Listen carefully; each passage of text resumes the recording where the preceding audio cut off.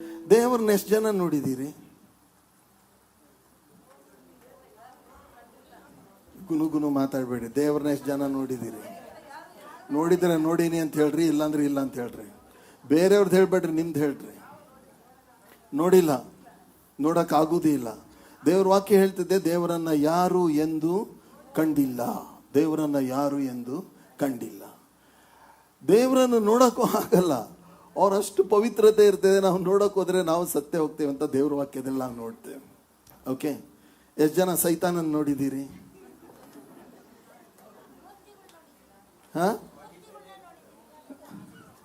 ನಾನು ಚಿಕ್ಕವನಿದ್ದ ನಮ್ಮಮ್ಮ ಹೇಳ್ತಾರೆ, ಭಾಳ ತುಂಟ ಇದೆಯಾ, ಓಣಿಯಲ್ಲಿ ಏನಾರ ಗಲಾಟೆ ಆದರೆ ಫಸ್ಟ್ ಬಂದು ಕೇಳೋರು ನವೀನ್ ಎಲ್ಲಿ ಅಂತ. ಆಮೇಲೆ ಬಂದು ನಮ್ಮ ಮನೆಯಲ್ಲಿ ನನಗೆ ಇಬ್ಬರು ತಮ್ಮ ಇದ್ದಾರೆ, ಅವರು ದೇವದೂತರಿದ್ದಂಗೆ ಇದ್ದಾರೆ. ಸೈತಾನ್ ನಂಗಿರೋ ನಾವು ಒಬ್ಬರೇ. ನಮ್ಮಮ್ಮ ಒದ್ದು ಹೇಳ್ತಾ ಇದ್ರಿ, ಏನಂತ ಹೇಳಿದ್ರಿ, ಇದೊಂದು ಸೈತಾನ್ ನನ್ನ ಹೊಟ್ಟೆಯಲ್ಲಿ ಹುಟ್ಟಿದ್ಯಾ. ಹಾಗಾದರೆ ಸೈತಾನ್ ನನ್ನ ಸೂಟಲ್ಲಿ ನೋಡಬೇಕಾದ್ರೆ ನೋಡಿ. ಓಕೆ, ನಾನೇನು ಸೈತಾನ್ ಅಲ್ಲ ಬಿಡ್ರಿ. Okay, hallelujah. ದೇವ್ರನ್ನ ನೋಡೋಕ್ಕಾಗಲ್ಲ. ನೋಡಿದ್ರೆ ಚೆನ್ನಾಗಿತ್ತ? ನೀವು ನೋಡಿದ್ರೆ ನಂಬಿಡ್ತಿದ್ರ ದೇವ್ರನ್ನ? ಇಲ್ವಲ್ಲ. ಇವತ್ತು ಯಾರು ಏನು ಮಾತಾಡ್ತಾ ಇಲ್ಲ. ನೋಡಿದ ತಕ್ಷಣ ನಾವು ನಂಬಿ ಬಿಡ್ತೀವ? ಇಲ್ಲ. ಅದಕ್ಕೆ ಬೈಬಲ್ ಹೇಳ್ತೇವೆ, ನೋಡದೆ ನಂಬುವನು ಧನ್ಯನ ಅಂತ. ನಾವು ನೋಡಿಲ್ಲ ಆದರೂ ನಾವು ನಂಬ್ತೇವೆ. ನಾವು ಮೊದಲು ನಂಬ್ತೇವೆ, ಆಮೇಲೆ ನೋಡ್ತೇವೆ. ಆದರೆ ದೇವರು ನಮಗೊಂದು ದೊಡ್ಡ ಉಪಕಾರ ಮಾಡಿದ್ದಾರೆ. ನಮ್ಮ ದೇವರು ಮಾತಾಡುವ ದೇವರು. ಹೇಳ್ರಿ, 115 ಕೀರ್ತನೆಯಲ್ಲಿ ಏನಿದೆ? ಅವರ ದೇವರುಗಳು ಕಣ್ಣಿದ್ದರು ನೋಡಲ್ಲ, ಕಿವಿದ್ರು ಕೇಳಲ್ಲ, ಕಣ್ಣುಂಟು ಬಾಯಿ ಉಂಟು ಮಾತಾಡಲ್ಲ, ಕೈ ಉಂಟು ಕೆಲಸ ಮಾಡಲ್ಲ. ಆದ್ರೆ ನಮ್ಮ ದೇವರು ಮಾತನಾಡುವ ದೇವರು. ಎಲ್ರು ಹೇಳೋಣ, ಎಂತ ದೇವರು? ಮಾತಾಡುವ ದೇವರು. Our God speaks. ನಮಗೆ ಬಹಳ ದೊಡ್ಡ ಆಶೀರ್ವಾದ, ಶಕ್ತಿ ಏನಂತ ಹೇಳಿದ್ರೆ ನಮ್ಮ ದೇವರು ಮಾತಾಡ್ತಾರೆ. ಆದಿಕಾಂಡ 3ನೇ ಅಧ್ಯಾಯಕ್ಕೆ ಹೋಗೋಣ. ಆದಿಕಾಂಡ 3ನೇ ಅಧ್ಯಾಯ, ಅದರ 8ನೇ ವಚನ ಹೀಗೆ ಹೇಳ್ತದೆ: ತರುವಾಯ ಯೆಹೋವ ದೇವರು ಸಂಜೆಯ ತಂಗಾಳಿಯಲ್ಲಿ ತೋಟದೊಳಗೆ ಸಂಚರಿಸುತ್ತಿರುವಾಗ ಆ ಸ್ತ್ರೀ ಪುರುಷರು ಆತನ ಸಪ್ಪಳವನ್ನ ಕೇಳಿ. ಅವ್ರಿಗೆ ಏನ್ ಕೇಳಿಸ್ತಂತೆ? ಆದಾಮ ಹವ್ವಳರಿಗೆ ದೇವರು ನಡೆಯೋ ಸಪ್ಪಳ ಕೇಳಿಸ್ತಾ ಇತ್ತು. ಹಲ್ಲೆಲೂಯಾ. ಅವ್ರ ಕಾಲಲ್ಲಿ ಚಪ್ಪಲಿ ಹಾಕಿದ್ರೋ ಇಲ್ವೋ ಗೊತ್ತಿಲ್ಲ, ಬಟ್ ಅವ್ರು ನಡೆಯೋ ಸೌಂಡ್ ಮಾತ್ರ ಇವ್ರಿಗೇನಾಯ್ತು? ಕೇಳಿಸ್ತು. ದೇವ್ರ ನಾಮಕ್ಕೆ ಸ್ತೋತ್ರ. ಆದಾಮ ಹವ್ವಳರು ದೇವರನ್ನು ನೋಡಿದ್ರು ಅಂತ ನಾನು ಎಲ್ಲಿ ನೋಡಿಲ್ಲ, ಆದ್ರೆ ಅವ್ರ ಸ್ವರ ಮಾತ್ರ ಅವ್ರಿಗೇನಾಯ್ತಂತೆ? ಕೇಳಿಸ್ತಾ ಇತ್ತು. ಹಲ್ಲೆಲೂಯಾ. ದೇವರು ನಮ್ಮೊಟ್ಟಿಗೆ ಮಾತನಾಡ್ತಾರೆ. ನೋಡ್ರಿ, ಇವರು ದೇವರನ್ನ ನೋಡ್ಲಿಲ್ಲ. ಯೇಸು ಸ್ವಾಮಿ ಲೋಕದಲ್ಲಿ ಇದ್ದಾಗ ಶಿಷ್ಯರು ದೇವರನ್ನ ಕಂಡ್ರ?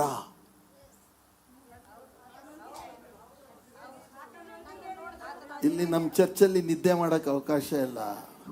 ಪ್ರಶ್ನೆ ಕೇಳಬೇಕು, ಉತ್ತರ ಹೇಳಬೇಕು. ಓಕೆ, ಶಿಷ್ಯರು ದೇವರನ್ನ ಕಂಡ್ರು. ಯಾಕಂದ್ರೆ ಯೇಸು ಸ್ವಾಮಿ ಒಂದು ಮಾತು ಹೇಳ್ತಾರೆ, ಏನಂತ ಹೇಳಿದ್ರೆ, ನನ್ನನ್ನು ಕಂಡವನು ತಂದೆಯನ್ನ ನೋಡಿದಾನೆ. Hallelujah, hallelujah. ನನ್ನನ್ನು ನೋಡಿದವನು ತಂದೆಯನ್ನ ನೋಡಿದಾನೆ ಅಂತ ಯೇಸು ಸ್ವಾಮಿ ಹೇಳ್ತಾರೆ. ಯೇಸು ಸ್ವಾಮಿಯನ್ನ ನೋಡಿದ್ರು ನಿಜ, ಆದರೆ ಪ್ರಿಯ ಸಹೋದರ ಸಹೋದರಿ, ನಾವೆಲ್ಲ ಯೇಸು ಸ್ವಾಮಿಯನ್ನ ಮುಖಾಮುಖಿಯಾಗಿ ದೇಹದಲ್ಲಿ ನಾವು ನೋಡುವಂತ ಒಂದು ಅವಕಾಶ ನಮಗೆ ಇಲ್ಲ. ಆದರೆ ದೇವರನ್ನ ನಾನಾ ರೀತಿಯಾಗಿ ನಾವು ಕಾಣ್ತೇವೆ. ದೇವರ ಯೇಸು ಸ್ವಾಮಿಯ ದರ್ಶನ ಅನೇಕರಿಗಾಗತ್ತೆ. ಯಾರಿಗನ ಆಗಿದೆಯಾ? ಎಸ್. ಯೇಸು ಸ್ವಾಮಿಯನ್ನ ಕನಸಲ್ಲಿ ಕಂಡಿದ್ದೀರಾ? ದರ್ಶನದಲ್ಲಿ ಕಂಡಿದ್ದೀರಾ? ಓಕೆ, ನಾನಾ ರೀತಿಯಿಂದ ನಾವು ಕಾಣ್ತೇವೆ. ಆದ್ರೆ ಇವತ್ತು ನಾನು ಹೇಳ್ತಾ ಇರೋದು ಏನಂತ ಹೇಳಿದ್ರೆ, ನಮ್ಮ ದೇವರು ನಮ್ಮೊಟ್ಟಿಗೆ ಮಾತನಾಡ್ತಾರೆ. ಹಲ್ಲೆಲೂಯಾ. ಒಂದು ಮಾತು ಎಲ್ಲರೂ ಹೇಳೋಣ, ಮಾತನಾಡುವ ದೇವರು ನನ್ನ ದೇವರು. ಹಲ್ಲೆಲೂಯಾ. ಓಕೆ, ನೋಡೋಣ ಏನ್ ಮಾತಾಡ್ತಾರೆ, ಹೇಗೆ ಮಾತಾಡ್ತಾರೆ, ಯಾರ ಜೊತೆ ಮಾತಾಡ್ತಾರೆ, ಯಾವಾಗ ಮಾತಾಡ್ತಾರೆ, ಕೇಳೋಣವಾ? Yes, are you ready? Okay, ದೇವ್ರ ನಾಮಕ್ಕೆ ಸ್ತೋತ್ರ. ರೋಮಾಪುರದವರು ಬರೆದ ಪತ್ರಿಕೆಗೆ ಹೋಗೋಣ. ರೋಮಾಪುರದವರಿಗೆ ಬರೆದ ಪತ್ರಿಕೆ 1ನೇ ಅಧ್ಯಾಯ ರೋಮ 1:18 ನಾವು ನೋಡಿಕೊಳ್ಳೋಣ. ಏನು ದೇವರ ವಾಕ್ಯ ಹೇಳ್ತದೆ. ದುಷ್ಟತನವನ್ನು ನಡೆಸಿ ಸತ್ಯವನ್ನು ಅಣಗಿಸುವವರಾದ ಮನುಷ್ಯರ ಎಲ್ಲ ವಿಧವಾದ ಭಕ್ತಿಹೀನತೆಯ ಮೇಲೆಯೂ ದುಷ್ಟತನದ ಮೇಲೆಯೂ ದೇವರ ಕೋಪವು ಪರಲೋಕದಿಂದ ತೋರಿ ಬರುತ್ತದೆ. ಯಾಕಂದರೆ ದೇವರ ವಿಷಯವಾಗಿ ಬಹುದಾದದ್ದು ಅವರ ಮನಸ್ಸಿಗೆ ಸ್ಪಷ್ಟವಾಗಿ ತಿಳಿದದೆ. ದೇವರ ವಿಷಯವಾಗಿ ತಿಳಿಯಬಹುದಾದದ್ದು ಅವರ ಮನಸ್ಸಿಗೆ ಸ್ಪಷ್ಟವಾಗಿ ತಿಳಿದದೆ. ಅದನ್ನು ಅವರಿಗೆ ದೇವರೇ ಸ್ಪಷ್ಟವಾಗಿ ತಿಳಿಸಿದನು. ಹಲ್ಲೆಲೂಯಾ. ದೇವರು ತಿಳಿಸಿದ್ರಂತೆ. ಏನಂತ ಹೇಳಿದ್ರೆ, ನೋಡ್ರಿ, ನಾನು ನಾನು ಹಾಸ್ಟೆಲಲ್ಲಿ ಇರಬೇಕಾದ್ರೆ, ಅನಾಥ ಶಾಲೆಯಲ್ಲಿ ಇರಬೇಕಾದ್ರೆ, ನಮ್ಮ ಹಾಸ್ಟೆಲ್ ಹಿಂದ್ಗಡೆಗೆ ಎಲ್ಲ ತೋಟ ಇತ್ತು. ಅಲ್ಲಿ ಕ್ವಾಯಟ್ ಆಗಿ ಶಾಂತವಾಗಿತ್ತು. ಚಿಕ್ಕವನಿರುವಾಗಲೇ ನನಗೊಂದು ಯೋಚನೆ, ನಾನು ಹಕ್ಕಿಗಳನ್ನೆಲ್ಲ ನೋಡಬೇಕಾದ್ರೆ, ಅಲ್ಲಿರುವಂಥ ಪ್ರಾಣಿಗಳನ್ನು ನೋಡಬೇಕಾದ್ರೆ ನನಗನ್ನಿಸ್ತಾ ಇತ್ತು, ಇದನ್ನು ಯಾರೋ ಒಬ್ಬರು ಏನು ಮಾಡಿದ್ದಾರೆ, ಉಂಟು ಮಾಡಿದ್ದಾರೆ. ಹಲ್ಲೆಲೂಯಾ. ಅದನ್ನ ನೋಡಿದಾಗ ದೇವರು ನಿನ್ನೊಟ್ಟಿಗೆ ಹೇಳ್ತಾ ಇದ್ದಾರಂದ್ರೆ, ನಾನು ಇದನ್ನ ಉಂಟು ಮಾಡಿದ್ದೇನೆ. ಓಕೆ, ನಮಗೆ ಶಬ್ದ ಕೇಳಲಿಲ್ಲ, ಆದರೆ ನಮ್ಮ ಮನಸ್ಸಿಗೆ ದೇವರು ಮಾತಾಡ್ತಾ ಇದ್ದಾರೆ, ಹೇಳ್ತಾ ಇದ್ದಾರೆ, ಇದನ್ನ ನಾನು ಉಂಟು ಮಾಡಿದ್ದೇನೆ. ಓಕೆ, ಒಬ್ಬ ದೊಡ್ಡ scientist, I think Albert Einstein, okay, ಅವನೇ ಕಾಣುತ್ತೆ, ಅವನ ವಿಷಯದಲ್ಲಿ ನಾನು ಹೇಳ್ತಾ ಇದ್ದೆ. ಓಕೆ, ಅವನು ಒಂದ್ಸತಿ ಟ್ರೈನ್ನಲ್ಲಿ ಟ್ರಾವೆಲ್ ಮಾಡ್ತಾ ಇದ್ದ. ಅವನ ಜೊತೆಗೆ ಅನೇಕ ಜೂನಿಯರ್ ಸೈಂಟಿಸ್ಟ್ಗಳೆಲ್ಲ ಟ್ರಾವೆಲ್ ಮಾಡ್ತಾ ಇದ್ರು. ಅವ್ರು ಹೇಳ್ತಾ ಇದ್ರಂದ್ರೆ, ಹೇಗೆ ಮಂಗನಿಂದ ಮಾನವ ಬರ್ತಾನೆ, ಹೇಗೆ ಜಗತ್ತು ಉಂಟಾಯಿತು, ಜಗತ್ತು ಕಲ್ಲುಗಳು, ಮಣ್ಣು, ಗಾಳಿ, ಅದೆಲ್ಲ, ಮತ್ತೆ ಒಂದು ಕೋಡ್ ಅವ್ರು ಹೇಳ್ತಾರೆ, ಗಾಡ್ ಕೋಡ್ ಅಂತ, ದೇವರ ಕೋಡ್ ಅಂತ ಹೇಳ್ತಾರೆ. ಅದು ಹೇಗೆ ಕಾರ್ಯ ಮಾಡ್ತಾ ಇಲ್ಲ, ದೇವರ ಬಗ್ಗೆ ಅವರು ಮಾತಾಡ್ತಾ ಇಲ್ಲ. ಜಗತ್ತು ಅದು ತಾನಾಗೆ ಬಂದ್ಬಿಡ್ತು ಅಂತ ಮಾತಾಡ್ತಾ ಇದ್ರು. ಅಲ್ಲಿರೋ ಒಬ್ಬ ಜೂನಿಯರ್ ಸೈಂಟಿಸ್ಟ್ಗೆ ಈ ಆಲ್ಬರ್ಟ್ ಐನ್ಸ್ಟೈನ್ ಬಗ್ಗೆ ಗೊತ್ತಿರಲಿಲ್ಲ. ಓಕೆ, ಅವನು ಅಲ್ಲಿದ್ದಾನೆ ಅಂತ ಗೊತ್ತಿರಲಿಲ್ಲ. ಅವನು ಟ್ರಾವೆಲ್ ಮಾಡ್ತಾ ಇವನೇ ಆಲ್ಬರ್ಟ್ ಅಂತ ಅವನಿಗೆ ಗೊತ್ತಿರಲಿಲ್ಲ. ಸೊ ಎಲ್ಲರೂ ಟ್ರೈನ್ ಹೋಗಿ ಒಂದು ಸ್ಟೇಷನಲ್ಲಿ ಇಳಿತಾ ಇರಬೇಕಾದ್ರೆ ಇವನು ಆಲ್ಬರ್ಟ್ನು ಇಳಿದಂತೆ. ಇನ್ನೊಬ್ಬ scientist, Albert nice to meet you, okay, ಒಳ್ಳೆ ಟೈಮ್ ಇತ್ತು ಅಂತ ಹೇಳಿದಾಗ ಜೂನಿಯರ್ ಸೈಂಟಿಸ್ಟ್, ನೀವೇನಾ ಆಲ್ಬರ್ಟ್ ಐನ್ಸ್ಟೈನ್, ನಿಮ್ಮ ಬಗ್ಗೆ ತುಂಬ ನಾನು ಕೇಳಿದ್ದೀನಿ, ನೀವು ಇಲ್ಲೇ ನನ್ನ ಟ್ರೈನಲ್ಲಿ ನನ್ನ ಜೊತೆಗೆ ಟ್ರಾವೆಲ್ ಮಾಡ್ತಾ ಇದ್ದೀರಿ ಅಂತ ನನಗೆ ಗೊತ್ತೇ ಇರಲಿಲ್ಲ ಅಂತ ಹೇಳ್ದ. ಆಮೇಲೆ ಹೇಳಿದಂತೆ, ನಾನು ನಿಮ್ಮ ಮನೆಗೆ ಬರಬೇಕು, ಹೇಳಿದ ಬಾ ಅಂತ, ನಾನು ನಿಮ್ಮ ಜೊತೆ ತುಂಬ ಮಾತಾಡಬೇಕು. ಸೊ ಒಂದು ದಿವಸ ಅವ್ರ ಮನೆಗೆ ಹೋದ. ಅವ್ರ ಮನೆಗೆ ಹೋದಾಗ ಎದುರಿಗೇನೆ ಒಂದು ದೊಡ್ಡ ಪೃಥ್ವಿಯನ್ನು ಮಾಡಿ ಇಟ್ಟಿದ್ರು. ಓಕೆ, ಕೈಯಿಂದ ಭೂಮಿಯನ್ನು ಮಾಡಿ ಇಟ್ಟಿದ್ರು. ಅದನ್ನ ಇವನು ಜೂನಿಯರ್ ಸೈಂಟಿಸ್ಟ್ ನೋಡಿಬಿಟ್ಟು, it's so beautiful, who made it ಅಂತ ಹೇಳಿದ್ರು. ಯಾರು ಮಾಡಿದ್ರು ಇದನ್ನ ಕೇಳಿದಾಗ ಆಲ್ಬರ್ಟ್ ಹೇಳಿದಂತೆ, ತಾನಾಗೆ ಬಂತು ಅಂತ. ಏನು ಹೇಳಿದಂತೆ? ಯಾರು ಮಾಡಿಲ್ಲ, ತಾನಾಗೆ ಬಂದಿದೆ. ಸರ್, ಅದು ಹೆಂಗೆ ತಾನಾಗೆ ಬರುತ್ತೆ, ಯಾರಾದ್ರೂ ಒಬ್ರು ಮಾಡಿರ್ಲೇಬೇಕಲ್ಲ. ಅದಕ್ಕೆ ಅವನು ಹೇಳಿದಂತೆ, ಇಡೀ ಲೋಕ ಇದೆಯಲ್ಲ, ತಾನಾಗೆ ಬಂದಿಲ್ಲ, ಒಬ್ರು ಮಾಡವ್ರೆ. ಹಲ್ಲೆಲೂಯಾ. ನನ್ನನ್ನ ಒಬ್ರು ಮಾಡವ್ರೆ. ನಿನಗೆ ಮೂಗು ಕೊಟ್ಟವ್ರು ಅವರೇ. ಅಯ್ಯೋ, ಎಷ್ಟು ಅಸಹ್ಯ ಇದೆ ನನ್ನ ಮೂಗು ಅಂತ ಹೇಳಬೇಡ. ಯಾರು ಕೊಟ್ಟವ್ರೆ? ಅವರೇ ಕೊಟ್ಟವ್ರೆ. ಹಲ್ಲೆಲೂಯಾ. ನನಗೂ ಇನ್ನೊಂದು ಸ್ವಲ್ಪ ಪಾಸ್ಟರ್ ನವೀನ್ ನಂಗೆ ಎತ್ತರ ಇದ್ದಿದ್ರೆ ಚೆನ್ನಾಗಿತ್ತು. ಓಕೆ ಪ್ರಿಯರೇ, ನಮಗೆ ದೇವ್ರು ಏನು ಕೊಟ್ಟಿದಾರೋ ಅದು ಒಳ್ಳೇದೇ. ಹಲ್ಲೆಲೂಯಾ. ಅವ್ರು ಒಳ್ಳೆಯವರು ಮಾಡೋದೆಲ್ಲ ಒಳ್ಳೇದೇ. ನಮ್ಮ ದೇವರು ಈ ನಮ್ಮ ನೋಡುವಂಥ ಎಲ್ಲ ಸಂಗತಿಗಳ ಮೂಲಕ, ಸೂರ್ಯ, ಚಂದ್ರ, ನಕ್ಷತ್ರ, ಓಕೆ, ಬೆಟ್ಟಗಳು, ನದಿಗಳು ಮತ್ತು ನಮ್ಮೆಲ್ಲರನ್ನ ದೇವರು ಉಂಟು ಮಾಡಿದ್ದಾರೆ. ಇದೆಲ್ಲ ಏನು ತೋರಿಸಿದೆ ಅಂತ ಹೇಳಿದ್ರೆ, ದೇವರಿದ್ದಾರೆ. ದೇವರು ನಮಗೆ ಹೇಳ್ತಾ ಇದ್ದಾರೆ, ನಾನೇ ಇದನ್ನ ಉಂಟು ಮಾಡಿದ್ದೇನೆ. ಎಷ್ಟೊಂದು ವಚನಗಳೇ ಹೇಳ್ತದೆ, ಏನಿದೆ, ಕಣ್ಣಿಗೆ ಕಾಣುವ ದೃಶ್ಯಗಳನ್ನೆಲ್ಲ ಕ್ರಿಸ್ತನ ಮೂಲಕವಾಗಿ, ಕ್ರಿಸ್ತನಿಗೋಸ್ಕರ ಇವೆಲ್ಲವೂ ಉಂಟಾದವು ಎಂಬುದಾಗಿ. ಹಲ್ಲೆಲೂಯಾ. ಓಕೆ, ನಮ್ಮ ದೇವರು ಮೊದಲು ಸೃಷ್ಟಿಯ ಮೂಲಕ ನಮ್ಮೊಟ್ಟಿಗೆ ಮಾತಾಡ್ತಾರೆ. ಹಲ್ಲೆಲೂಯಾ. ಇಬ್ರಿಯರಿಗೆ ಬರೆದ ಪತ್ರಿಕೆ 1ನೇ ಅಧ್ಯಾಯ 2 ವಚನಗಳು ನೋಡಿಕೊಳ್ಳೋಣ. ಪುರಾತನ ಕಾಲದಲ್ಲಿ ನಮ್ಮ ಪಿತೃಗಳ ಸಂಗಡ ಪ್ರವಾದಿಗಳ ಬಾಯಿಂದ ಭಾಗವಾಗಿಯೂ ವಿಧ ವಿಧವಾಗಿಯೂ ಮಾತಾಡಿದ ದೇವರು. ಭಾಗವಾಗಿ ಮಾತಾಡಿದ್ರಂತೆ, ವಿಧ ವಿಧವಾಗಿ ಮಾತಾಡಿದ್ರಂತೆ. ಯಾರ ಮೂಲಕ? ಪ್ರವಾದಿಗಳ ಮೂಲಕ. ಹಲ್ಲೆಲೂಯ. ಮೋಶೆ ಮೊದಲೇ ಸಾರಿ ಬೆಟ್ಟಕ್ಕೆ ಅಲ್ಲಿ ಹೋದಾಗ ದೇವರು ಅವನೊಟ್ಟಿಗೆ ಮಾತನಾಡ್ತಾರೆ. ಅದನ್ನು ನಾವು ನೋಡಿಕೊಳ್ಳೋಣ. ಓಕೆ, ವಿಮೋಚನ ಕಾಂಡಕ್ಕೆ ನಾವು ಆಮೇಲೆ ಹೋಗೋಣ. ಅದಕ್ಕಿಂತ ಮುಂಚೆ ನಾವು ನೋಡಿಕೊಳ್ಳೋಣ. ಮೋಶೆ ಬೆಟ್ಟಕ್ಕೆ ಹೋದಾಗ ದೇವರು ಅವನಿಗೆ ದರ್ಶನ ಕೊಟ್ಟು ಸ್ಪಷ್ಟವಾಗಿ ಆತನೊಟ್ಟಿಗೆ ಮಾತಾಡ್ತಾರೆ. ಇಲ್ಲಿ ನಾವು ನೋಡ್ತೇವೆ, ಪಂಚಗ್ರಂಥಗಳನ್ನ ಆತನು ಬರೀತಾನೆ. ಯಾರು ಮಾತಾಡಿದ್ದು? ದೇವರೇ ಮಾತಾಡಿದ್ದು. ದೇವರು ನನ್ನೊಟ್ಟಿಗೆ ಮಾತಾಡ್ತಾರ? ದೇವರು ನಿನ್ನೊಟ್ಟಿಗೆ ಮಾತಾಡ್ತಾರ? ಖಂಡಿತವಾಗಿ ಮಾತಾಡ್ತಾರೆ. ನಮ್ಮೆಲ್ಲರೊಟ್ಟಿಗೆ ನಮ್ಮ ದೇವರು ಮಾತಾಡ್ತಾರೆ. ಹಲ್ಲೆಲೂಯ. ಆದ್ರಿಂದ ದೇವ್ರ ನಾಮಕ್ಕೆ ಸ್ತೋತ್ರ. ದೇವರು ಸೃಷ್ಟಿಯ ಮೂಲಕ, ತಾನು ಉಂಟು ಮಾಡಿದ ಸೃಷ್ಟಿಯ ಮೂಲಕ ನಮ್ಮೊಟ್ಟಿಗೆ ಮಾತಾಡ್ತಾರೆ. ಪ್ರವಾದಿಗಳ ಮೂಲಕವಾಗಿ ಸಹ ದೇವರೇನು ಮಾಡ್ತಾರೆ? ಮಾತಾಡ್ತಾರೆ. ಹಳೆ ಒಡಂಬಡಿಕೆಯಲ್ಲಿ ಪ್ರವಾದಿಗಳ ಮೂಲಕ ದೇವರು ಮಾತಾಡಿದ್ರು, ಮೋಶೆ ಮೂಲಕ ಮಾತಾಡಿದ್ರು. ದೇವರು ತನ್ನ ವಾಕ್ಯವನ್ನ ನಮಗೆ ಕೊಟ್ಟಿದ್ದಾರೆ. ದೇವರು ತನ್ನ ಮಗನಾದ ಯೇಸು ಕ್ರಿಸ್ತನ ಮೂಲಕವಾಗಿ ಮಾತಾಡಿದ್ರು. 2000 ವರ್ಷಗಳ ಹಿಂದೆ ಯೇಸು ಸ್ವಾಮಿ ಲೋಕದಲ್ಲಿ ಇರುವಾಗ ಮಾತಾಡಿದ್ರ? ಪ್ರಿಯರೇ, ಬರೀ 30 ವರ್ಷ ಅವ್ರ ಸೇವೆ ಪ್ರಾರಂಭ ಮಾಡಿದಾಗ ಅವರು ಬೈಬಲ್ ಕಾಲೇಜಿಗೆ ಹೋಗಿದ್ರಾ? ಇಲ್ಲ. ಆದರೆ ಅವರು ಒಂದೊಂದು ವಿಷಯ ಮಾತಾಡುವಾಗ, ಸಾಮ್ಯಗಳ ಮೂಲಕ ಮಾತಾಡುವಾಗ, ಅನೇಕ ಜನ ಬಂದು ಪ್ರಶ್ನೆ ಕೇಳುವಾಗ, ಅವ್ರಿಗೆ ಅದನ್ನು ಉತ್ತರಿಸುವಾಗ ಜನರು ಆಶ್ಚರ್ಯ ಪಡ್ತಾ ಇದ್ರು. ಅವ್ರು ಹೇಳ್ತಾ ಇದ್ರು ಏನಂತ ಹೇಳಿದ್ರೆ, ಇವನು ಬಡಿಗರ ಮಗ, ಯೋಸೆಫನ ಮಗ ಅಲ್ವಾ? ಯೋಸೆಫನ ಮಗ, ಬಡಿಗರ ಮಗ, ಇವನಿಗೆ ಇಷ್ಟು ಜ್ಞಾನ ಎಲ್ಲಿಂದ ಬಂದಿತ್ತು? ಎಲ್ಲಿಂದ ಬಂದಿದೆ ಪ್ರಿಯರೇ? ದೇವರಿಂದ ಬಂದಿದೆ. ಹಲ್ಲೆಲೂಯ. ನಮ್ಮ ದೇವರು ಮಾತಾಡ್ತಾರೆ. ಯೇಸು ಸ್ವಾಮಿ ಬಂದು ಮಾತಾಡಿದ ಮಾತುಗಳು ಇದರಲ್ಲಿದೆ. ಹಲ್ಲೆಲೂಯ. ದೇವ್ರ ವಾಕ್ಯ ಅದಕ್ಕೆ ಹೇಳ್ತದೆ, ನಾವು ಜೀವನ ಮಾಡೋದು ಯಾವುದರಿಂದ ಅಂತ ಹೇಳಿದ್ರೆ ಅವರ ಬಾಯಿಂದ ಹೊರಡುವ ಪ್ರತಿಯೊಂದು ಮಾತಿನಿಂದ ನಾವು ಬದುಕ್ತೇವೆ. ನಿನ್ನೊಟ್ಟಿಗೆ ದೇವರು ಮಾತಾಡ್ತಾರೆ, ನನ್ನೊಟ್ಟಿಗೆ ಮಾತಾಡ್ತಾರೆ. ದೇವರು ನಾವು ಬಹಳ ಪರಿಶುದ್ಧರಾದ ಮೇಲೆ ಮಾತಾಡ್ತಾರ? ಹಲೋ, ದೇವರು ನಾವು ಪೂರ್ತಿ ಪರಿಶುದ್ಧರಾಗಿ ನಿಂತಾಗ ಮಾತಾಡ್ತಾರ? ಇಲ್ಲ ಪ್ರಿಯರೇ.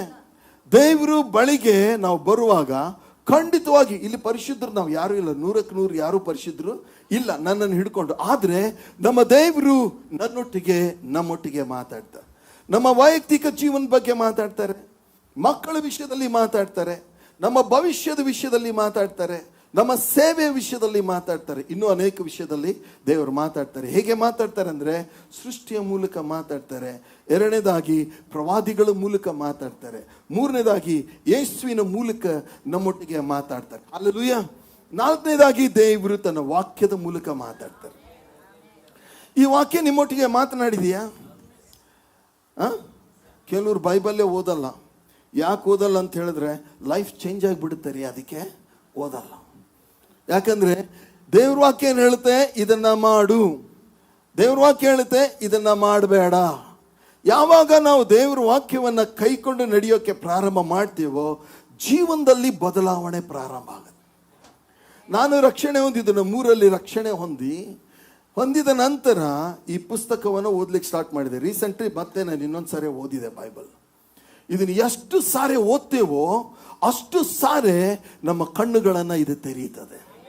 ಅದಕ್ಕೆ ದಾವಿದ ಹೇಳ್ತಾನೆ ಅಂದ್ರೆ, ನಿನ್ನ ವಾಕ್ಯವು ನನ್ನ ಕಾಲಿಗೆ ದೀಪವು, ದಾರಿಗೆ ಬೆಳಕು ಆಗಿದೆ. ಹಲ್ಲೆಲೂಯ. ಆದ್ರಿಂದ ನಮ್ಮ ದೇವರು ಮಾತನಾಡುವ ದೇವರು ತನ್ನ ವಾಕ್ಯದ ಮೂಲಕ ಮಾತಾಡ್ತಾರೆ, ಸೃಷ್ಟಿಯ ಮೂಲಕ ಮಾತಾಡ್ತಾರೆ, ಪ್ರವಾದಿಗಳ ಮೂಲಕ ಮಾತಾಡ್ತಾರೆ, ಯೇಸು ಸ್ವಾಮಿಯ ಮೂಲಕ ಮಾತಾಡ್ತಾರೆ, ತನ್ನ ದೂತರನ್ನು ಕಳಿಸಿ ಮಾತಾಡ್ತಾರೆ. ಕಳಿಸಿದ್ರ ದೇವರು? ನೀವು ಕೆಲವರು ಕೇಳಿದೆ, ನಾನು ಸೈತಾನ್ ನೋಡವ್ರೆ, ಆದರೆ ದೇವದೂತರನ್ನು ನೋಡಿಲ್ಲ. ಎಷ್ಟು ಜನ ನೋಡಿದ್ದೀರಿ ದೇವದೂತರನ್ನ? ಅವ್ರು ನನ್ನ ಹಾಗೇನೆ ಕಾಣ್ತಾರೆ, ಆದರೆ ಸೂಟ್ ಹಾಕಿರಂಗಿಲ್ಲ ಅಷ್ಟೇ. ಓಕೆ ಪ್ರಿಯ ಸಹೋದರ ಸಹೋದರಿ, ನಮ್ಮ ದೇವರು ತನ್ನ ದೂತರ ಮೂಲಕ, ದೇವರು ದರ್ಶನಗಳ ಮೂಲಕ, ದೇವರು ನಮಗೆ ಕನಸುಗಳ ಮೂಲಕ ನಾನಾ ರೀತಿಯಿಂದ ಮಾತಾಡ್ತಾರೆ. ಹಲ್ಲೆಲೂಯಾ. ಇನ್ನೊಂದು ನಾವು ನೋಡೋಣ, ನಾವು ಎಷ್ಟು ಆಶೀರ್ವಾದ ಹೊಂದಿದವರು ಅಂತ ಹೇಳಿದ್ರೆ, ಲೋಕವನ್ನುಂಟು ಮಾಡಿದ ದೇವರು ನಿನ್ನೊಟ್ಟಿಗೂ ನನ್ನೊಟ್ಟಿಗೂ ಮಾತಾಡ್ತಾರೆ. ನೀನು ಪೋಸ್ಟ್ ಗ್ರಾಜ್ಯುಯೇಟ್ ಆಗಿದ್ರೆ ಮಾತ್ರ ನಿನ್ನೊಟ್ಟಿಗೆ ಮಾತಾಡ್ತೇನೆ, ಇಲ್ಲ ನೀನು ಐಶ್ವರ್ಯವಂತನಾಗಿದ್ರೆ ಮಾತಾಡ್ತೇನೆ, ಇಲ್ಲ ನೀನು ರಾಜಕೀಯದಲ್ಲಿದ್ದರೆ ನಾನು ಮಾತಾಡ್ತೇನೆ ಅಂತ ನಮ್ಮ ದೇವರು ಹೇಳಿದಾರ? ಇಲ್ಲ ಪ್ರಿಯರೇ, ಎಲ್ಲರೊಟ್ಟಿಗೆ ಮಾತಾಡ್ತಾರೆ. ಯಾರು ದೇವರ ಸ್ವರವನ್ನು ಕೇಳಿಲ್ವೋ ಅವರಷ್ಟು ನಿರ್ಭಾಗ್ಯರು ಯಾರೂ ಅಲ್ಲ. ದೇವರ ಸ್ವರ ಕೇಳುವವರು ಭಾಗ್ಯವಂತರು. ಹಲ್ಲೆಲೂಯಾ. ಓಕೆ, ಯೆಶಾಯನ ಗ್ರಂಥಕ್ಕೆ ನಾವು ಹೋಗೋಣ. ಯೆಶಾಯನ ಗ್ರಂಥ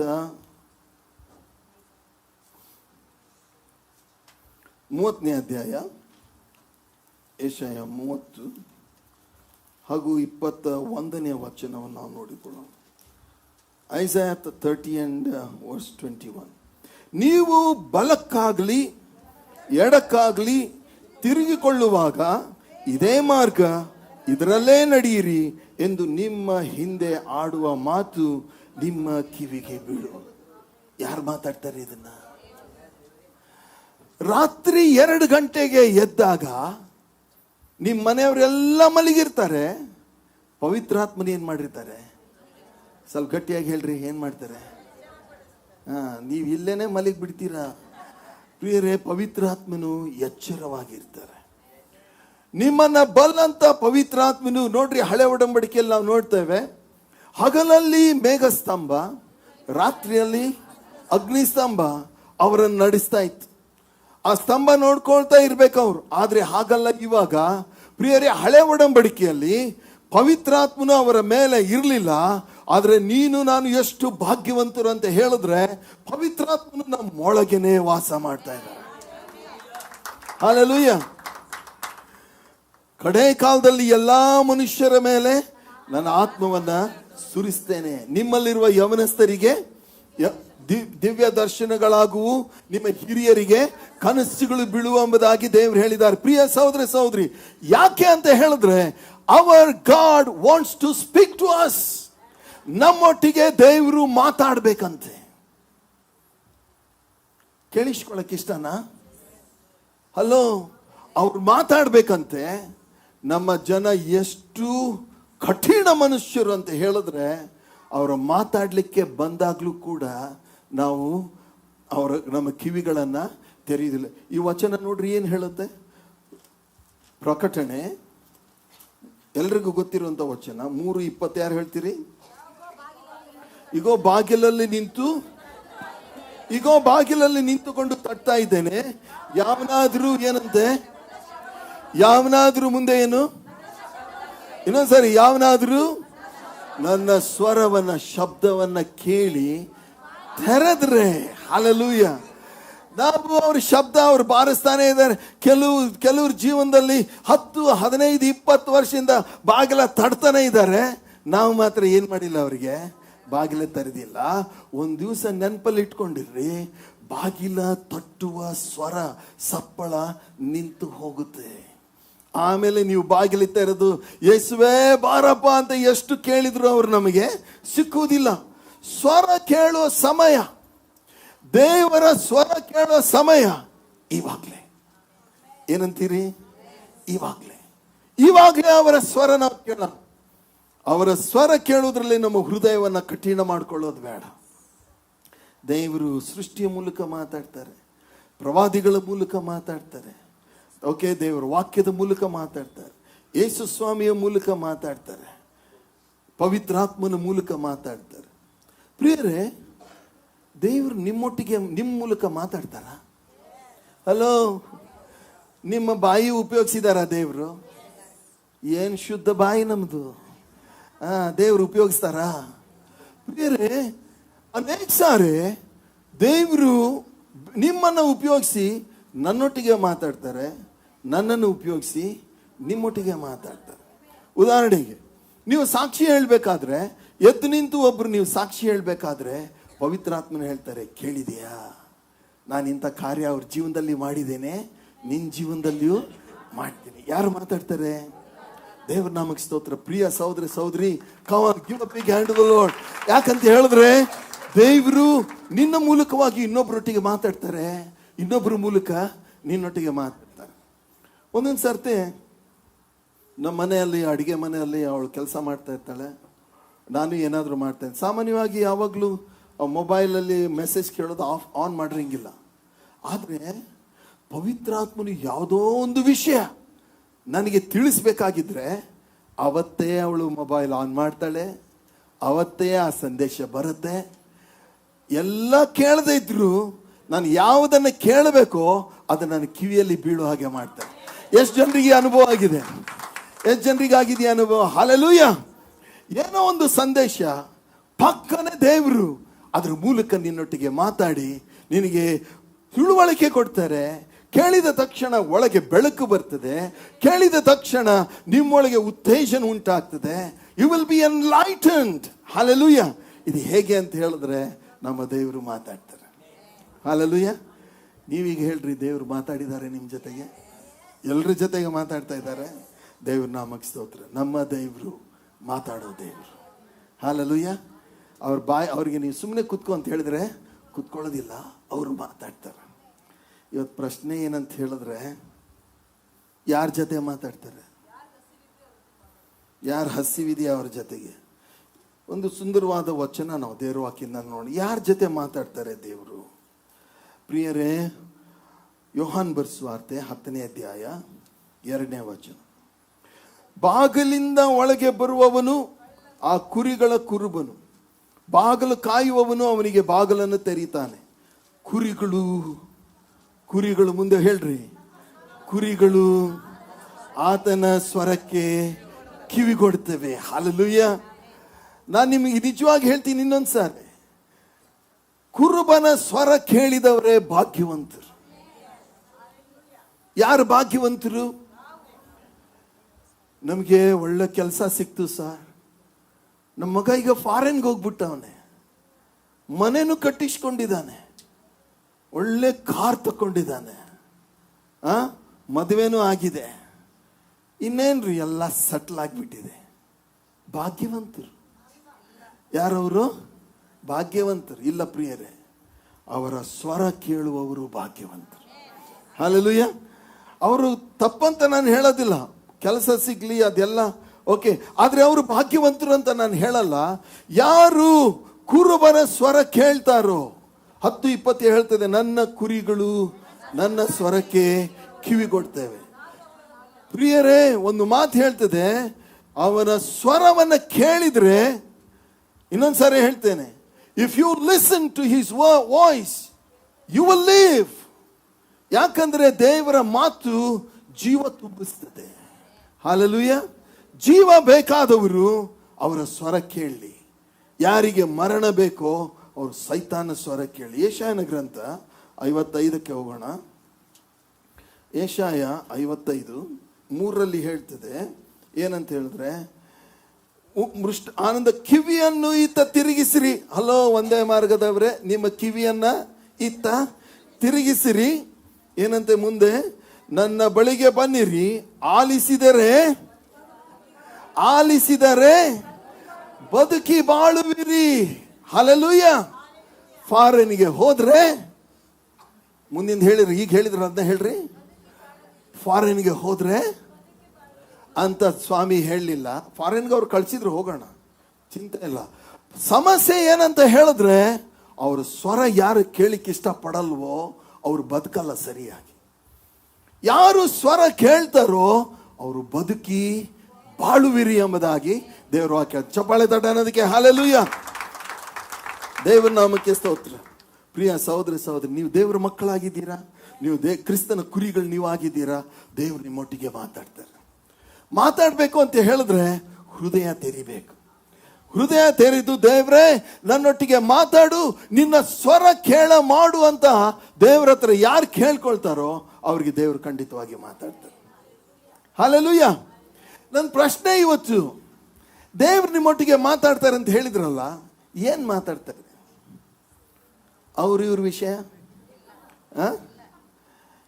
ಕೆಲವರು ದೇವರುಗಳ ಬಗ್ಗೆ ಹೇಳ್ತಾರೆ, ಅವ್ರ ದೇವರು ಅವ್ರಿಗೆ ಹೇಳ್ತಾರೆ, ಹೇಳಿದ್ದೆಲ್ಲ ಹುಚ್ಚು ಚಾಕರ ಸಂಗತಿಗಳು, ಏನೇನೋ ಕೆಟ್ಟದ್ದು ಹೇಳಿರ್ತಾರೆ.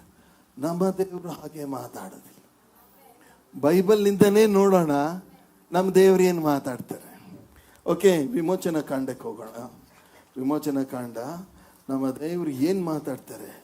ಅವರೊಂದು ಮಾತು ಆಡಿದರೆ ಸಾಕು. ಯಶಾನ ಗ್ರಂಥಲ್ಲ ನೋಡ್ತೇವೆ, ಅವ್ರು ಆಡಿರುವ ಮಾತು ತನ್ನ ಕೆಲಸ ಮಾಡದೆ ವಾಪಸ್ ಹಿಂದೆ ಹೋಗುವುದಿಲ್ಲ. ಸ್ವರ ಕೇಳುವವರು ಭಾಗ್ಯವಂತರು. ಓಕೆ, ಇಲ್ಲಿ ನಾವು ನೋಡ್ತೇವೆ ಮೋಶೆ ವಿಷಯದಲ್ಲಿ 3ನೇ ಅಧ್ಯಾಯ. ಮೋಶೆ ತನ್ನ ಮಾವನಾಗಿರುವ ಮಿದ್ಯಾನರ ಆಚಾರ್ಯನಾದ ಇತ್ರೋನನ ಮಂದೆಯನ್ನು ಮೇಯಿಸ್ತಿರುವಾಗ ಆ ಮಂದೆಯನ್ನು ಕಾಡಿನ ಹಿಂಭಾಗಕ್ಕೆ ನಡೆಸಿಕೊಂಡು ಹೋರೇಬೆಂಬ ದೇವರ ಬೆಟ್ಟಕ್ಕೆ ಬಂದನು. ಅಲ್ಲಿ ಮುಳ್ಳಿನ ಪೊದೆಯೊಳಗೆ ಉರಿಯುವ ಬೆಂಕಿಯಲ್ಲಿ ಯೆಹೋವನ ದೂತನು ಅವನಿಗೆ ಕಾಣಿಸಿಕೊಂಡನು. ಹೇಗೆಂದರೆ ಅವನು ಒಂದು ಮುಳ್ಳಿನ ಪೊದೆಯನ್ನು ಕಂಡನು. ಆ ಪೊದೆಯು ಬೆಂಕಿಯಿಂದ ಉರಿಯುತ್ತಿದ್ದರೂ ಅದು ಸುಟ್ಟು ಹೋಗದೇ ಇತ್ತು. ಆಗ ಮೋಶೆ, ನಾನು ದಾರಿ ಬಿಟ್ಟು ಈ ಆಶ್ಚರ್ಯವನ್ನು ನೋಡಿ ಪೊದೆಯು ಸುಟ್ಟು ಹೋಗದೆ ಇರುವುದಕ್ಕೆ ಕಾರಣವನ್ನು ತಿಳ್ಕೊಳ್ಳುವೆನು ಅಂದುಕೊಂಡನು. ನೋಡುವುದಕ್ಕೆ ಅವನು ದಾರಿ ಬಿಟ್ಟದ್ದನ್ನು ಯೆಹೋವನು ಕಂಡನು. ದೇವರು ಆ ಪೊದೆಯೊಳಗಿಂದ ಮೋಶೆ ಮೋಶೆ ಎಂದು ಕರೆದನು. ಹಲ್ಲೆಲೂಯಾ. ದೇವರು ಏನಂತ ಕರೆದ್ರಂತೆ? ಇವನು ಮೋಶೆ ಅಂತ ಅವ್ರಿಗೆ ಹೆಂಗ್ ಗೊತ್ತು? ಯಾರಾದ್ರೂ ಇಂಟ್ರೊಡ್ಯೂಸ್ ಮಾಡಿದ್ರಾ? ದೇವ್ರೇ ದೇವ್ರೇ, ಅಬ್ರಾಹ್ಮನ ದೇವ್ರೇ, ಇವನ ಹೆಸರು ಮೋಶೆ ಅಂತ ಹೇಳಿದ್ರ? ರೇ, ನಿಮ್ಮೆಲ್ಲರ ಹೆಸರು ಗೊತ್ತು ದೇವರಿಗೆ. ಹಲ್ಲೆಲೂಯಾ. ನನ್ನ ಕಡೆಯಿಂದ ನೀವು ಈಸಿಯಾಗಿ ಪಾರಾಗ್ತೀರಿ. ಅಲ್ಲಿ ಅವ್ರು ಹಿಡಿತಾರೆ ಸರಿಯಾಗಿ. ನಮಗೆ ಒಬ್ಬ ನಾನೊಂದು ಸ್ಕೂಲಲ್ಲಿ ಕೆಲಸ ಮಾಡ್ಬೇಕಾದ್ರೆ ಅಯ್ಯ ಇದ್ರು, ಒಬ್ರು ಹಿರಿಯವರು. ಅವ್ರು ಹೇಳ್ತಾ ಇದ್ರು, ಒಬ್ಬ ಗಾಳ ಹಾಕ್ತಾನಂತೆ ಮೀನು ಹಿಡಿಯೋಕ್ಕೆ.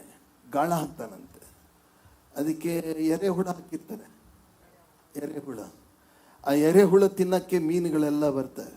ಆ ಎರೆಹುಳ ಹೇಳುತ್ತಂತೆ, ಸುತ್ತಿ ಬರ್ತೀನಿ ನನಗಾಗಿ, ಮೇಲೊಬ್ಬ ಕಾದವನೇ ನಿನಗಾಗಿ.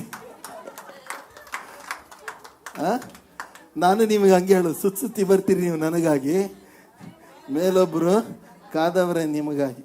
ಓಕೆ.